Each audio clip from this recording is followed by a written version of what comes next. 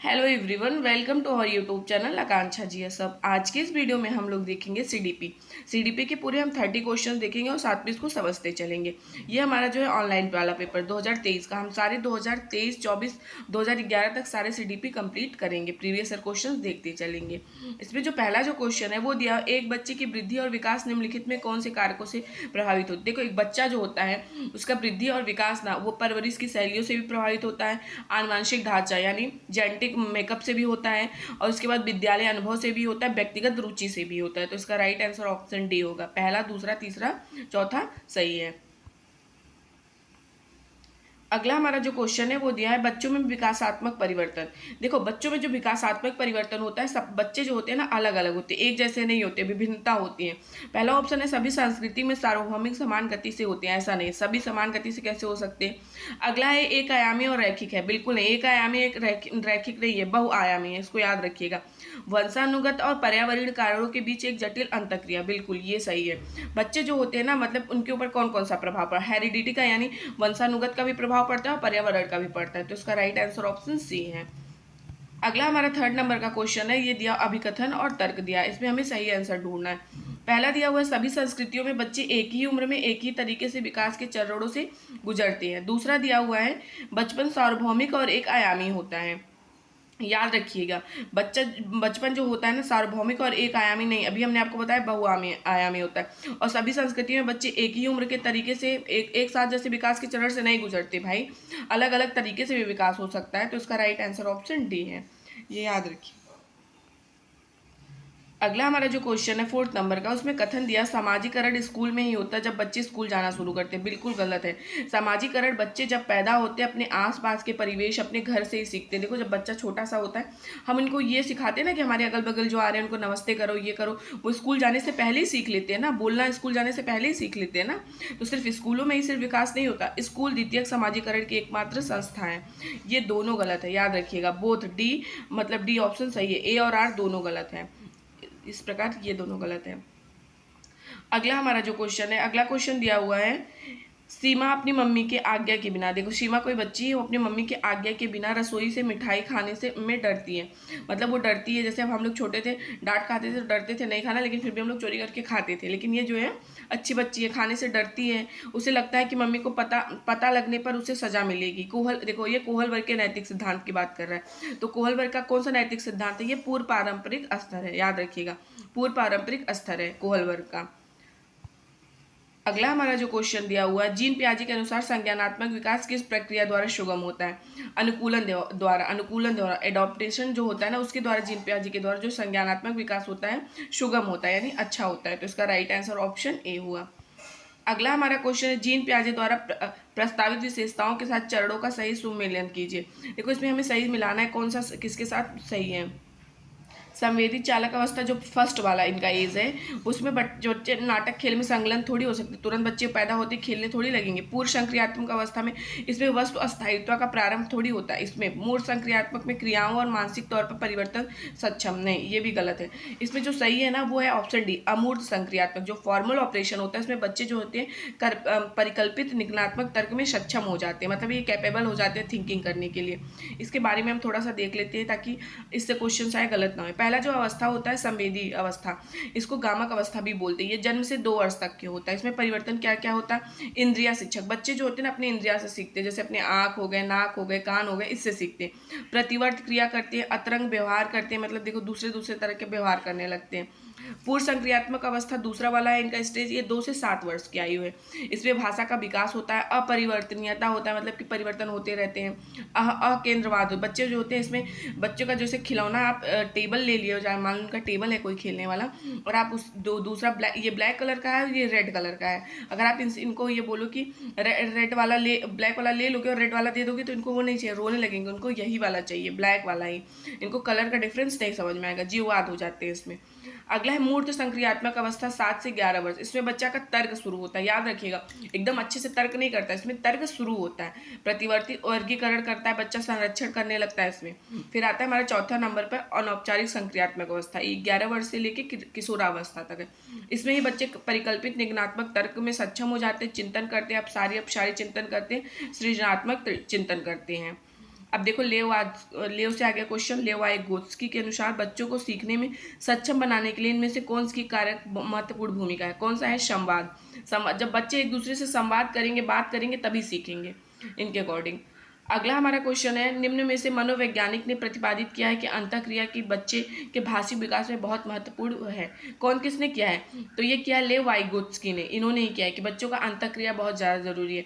बच्चे अपने आप से बात करते हैं। देखो इनके अकॉर्डिंग, इनके वाले जो थ्योरी में है, बच्चे अपने से बात करते हैं, जिनको निजवाग कहा गया है।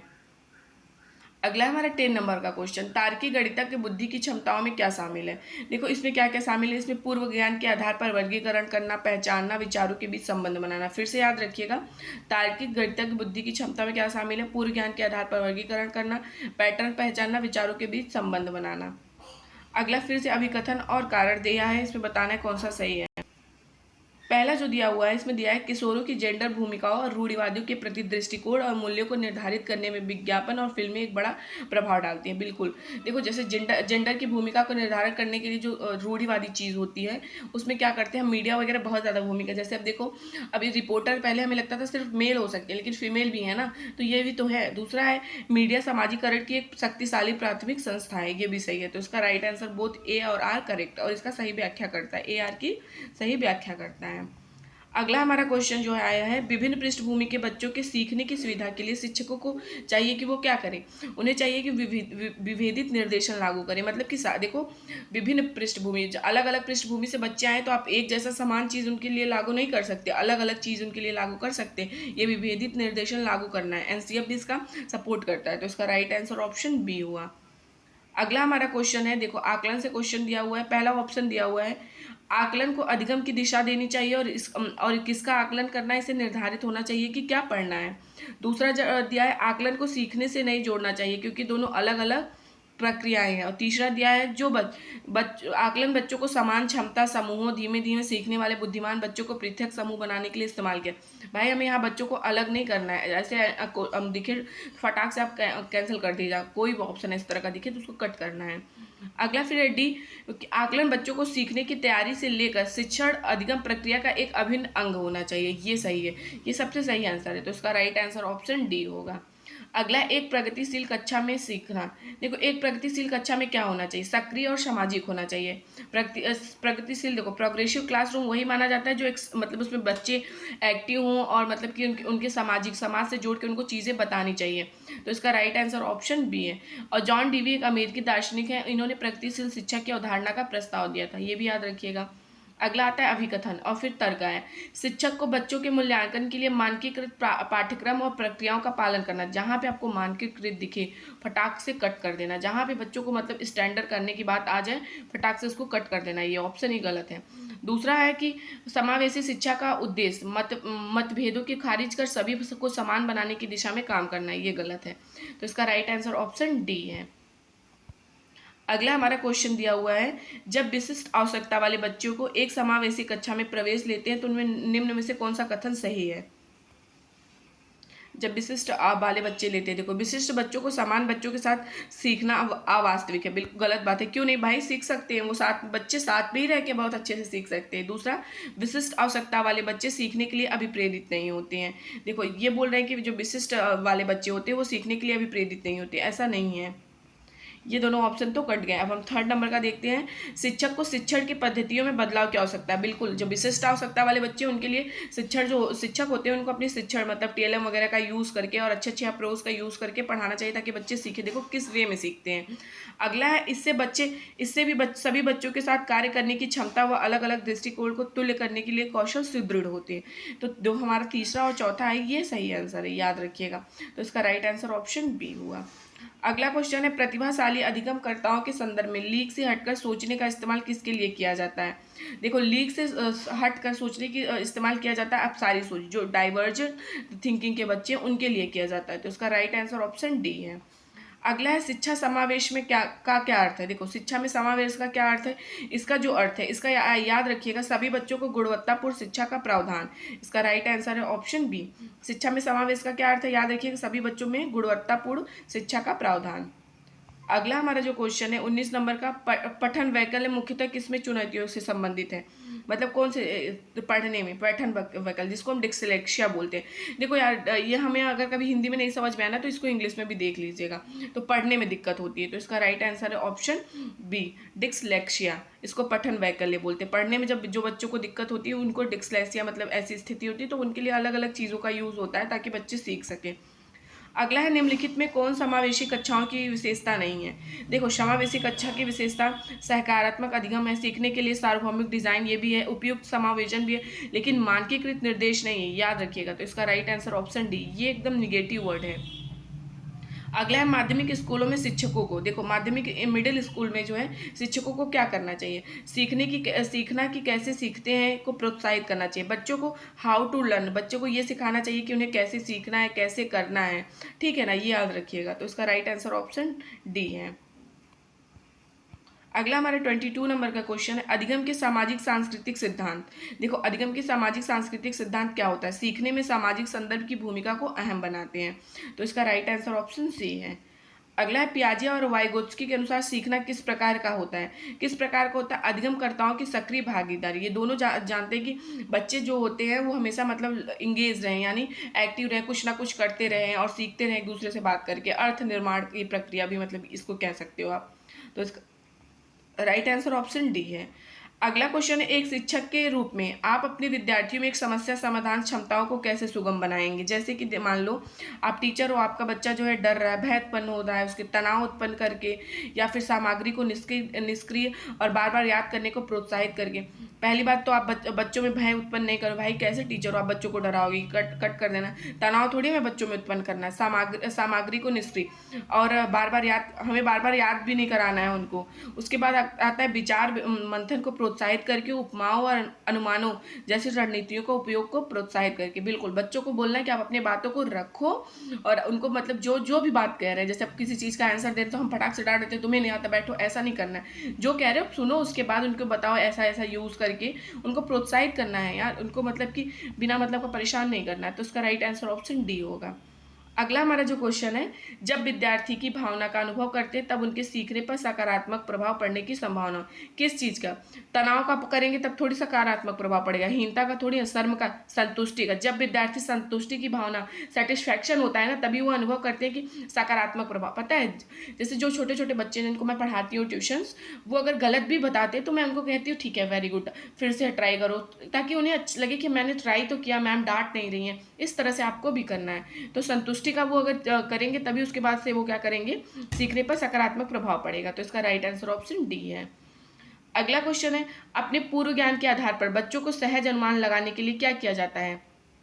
हतोत्साहित बिल्कुल नहीं, खारिज नहीं, दंडित नहीं, सुसाधित बिल्कुल। बच्चे जो होते हैं पूर्व ज्ञान पे ही सीखते हैं। अगर आप जैसे बच्चों को शुरू करोगे बाबर से पहले क्वेश्चंस, तो पहले आप उनसे पूछोगे ना दिल्ली सल्तनत के बारे में क्या कैसे हुआ था, तभी तो उनको बताओगे कि अब अगला साम्राज्य कौन सा आएगा। तो और हमारे जो हम लोग करते हैं टीचिंग में सबसे पहले यही दिया है हमें, पूर्व ज्ञान के आधार पर बच्चों से क्वेश्चन भी पूछना है। तो इसका राइट आंसर है ऑप्शन बी। अगला हमारा 27 नंबर का, विद्यार्थी की अर्थ बनाने की प्रक्रिया को किस प्रकार सुगम बनाया जाना चाहिए। देखो किस प्रकार, पहला तो आप देखो ऑप्शन खुद ही समझ जाओगे, बार बार अभ्यास पर जोर, बिल्कुल नहीं भाई, बार बार उनको हम अभ्यास के लिए थोड़ी जोर देंगे। निष्क्रिय, भाई निष्क्रिय क्यों, एक्टिव रखना है। भौतिक पुरस्कार देकर, पुरस्कार थोड़ी खोज और अन्वेषण के द्वारा। बच्चों को हमेशा खोज और अन्वेषण मतलब कि करने के लिए हमेशा उनको प्रोत्साहित करना है, ताकि वो बच्चे जो होते हैं ना करके, डिस्कवरी करके या फिर एक्सपेरिमेंट करके सीखते बहुत जल्दी हैं। तो उनको बोलना है हमेशा यही करें। तो इसका राइट आंसर ऑप्शन डी है। अगला है, समस्या समाधान की प्रभावशाली रणनीति नहीं है। कौन सी नहीं है, प्रक्रियात्मक अबद्धा, पश्चिगामी कार्यकरी, अनुभव, स्वानुभूयिक कलन विधि, कौन सा नहीं है। तो ये है पहला वाला, प्रक्रियात्मक अबाधता। तो इसका राइट आंसर ऑप्शन ए है। अगला है, एक सामाजिक रचनावादी कक्षा कक्ष में सीखना सीखने, मतलब देखो एक समाजवादी रचनावादी, इसमें क्या करना है, सबसे पहले निष्क्रिय रूप से नहीं भाई, जहाँ पे निष्क्रिय क्यों। हाँ, अगला है, सीखने का सामाजिक स्वरूप होता है। बिल्कुल, एक सामाजिक रचनावादी कक्षा कक्ष में सीखने का स्वरूप जो होता है सामाजिक होता है। तो ये सही है। और पाठ पुस्तक केंद्रित तो कभी भी नहीं होना है, याद रखिएगा आप, ये सब थोड़े वर्ड याद रखिएगा। बाल केंद्रित होना है, परीक्षा केंद्रित भी नहीं होना है। क्योंकि बच्चे जो होते हैं ना, ये देखो आप रचना से अपने समाज से चीज़ों को सीखते हैं। जैसे कि अभी मैंने आपको एग्जाम्पल बहुत सारे दिए हैं, अगला हमारा लास्ट क्वेश्चन है, निम्न में से कौन सा कारक बच्चों की विफलता के लिए जिम्मेदार है? कौन सा कारक? व्यक्तिगत पाठचर्या, संदर्भित पाठचर्या, सक्रिय पाठचर्या, पाठचर्या का मानकीकरण। तो पाठचर्या का मानकीकरण इस याद रखिएगा, तो इसका राइट आंसर है ऑप्शन डी। किसी भी पाठचर्या का आप मानकीकरण नहीं कर सकते हो, ठीक है, तो इसका राइट आंसर ऑप्शन डी हो गया। तो आपको मैंने 30 क्वेश्चंस करा दिया, आप लोग जरूर बताइएगा आपके कितने सही हैं। बाकी मैं आपको सारे प्रैक्टिस सेट कराऊंगी, एसएसटी का मैं आपको करा ही रही हूँ, एनसीईआरटी में अलग से आपको पढ़ा रही हूँ, आप उसको देख लीजिएगा।